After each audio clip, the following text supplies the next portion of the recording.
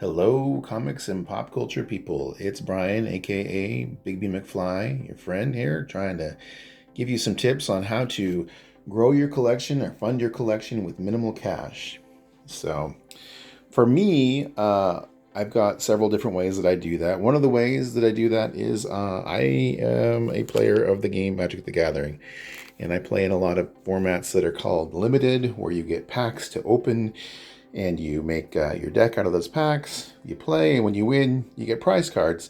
And usually, what I'm able to do is then roll that entry fee over into another entry fee for free and get those cards to have to trade for comic books. So when you're out and about, look around, see what other things that the shop that you're going to is into. What other passions do they have? Are they into video games? Are they into toys? Are they into vintage apparel? I walked into a store. I was wearing an old Hellboy shirt from way back in the day. And the guy said, "Do you have any more where that came from?" And I said, "Well, yeah." "Why do you ask?" He said, "That shirt that you're wearing is worth $150.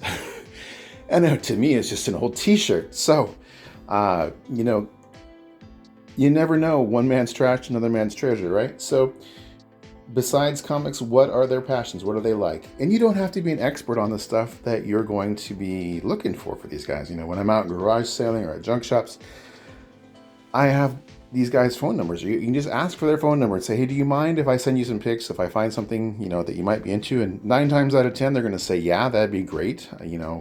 Why wouldn't they want someone out hunting for things for them? One day last summer, I was out hunting for comics.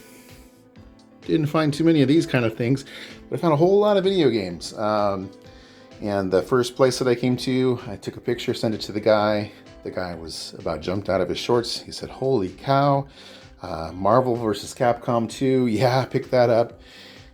And I ended up picking up a whole stack of video games from different places all throughout the day. It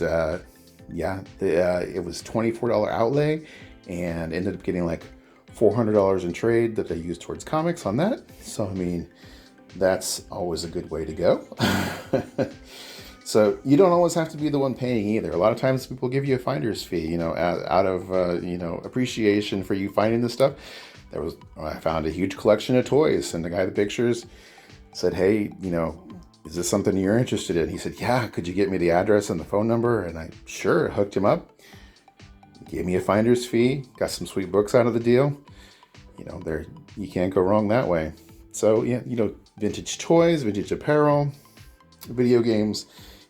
When you're out and about, always be trying to make connections too. I hopped out of my car, heading into an estate sale. This lady was carrying a basket. I said, "Whoa, you look prepared." She said, "Oh, I go to garage sales and estate sales every weekend."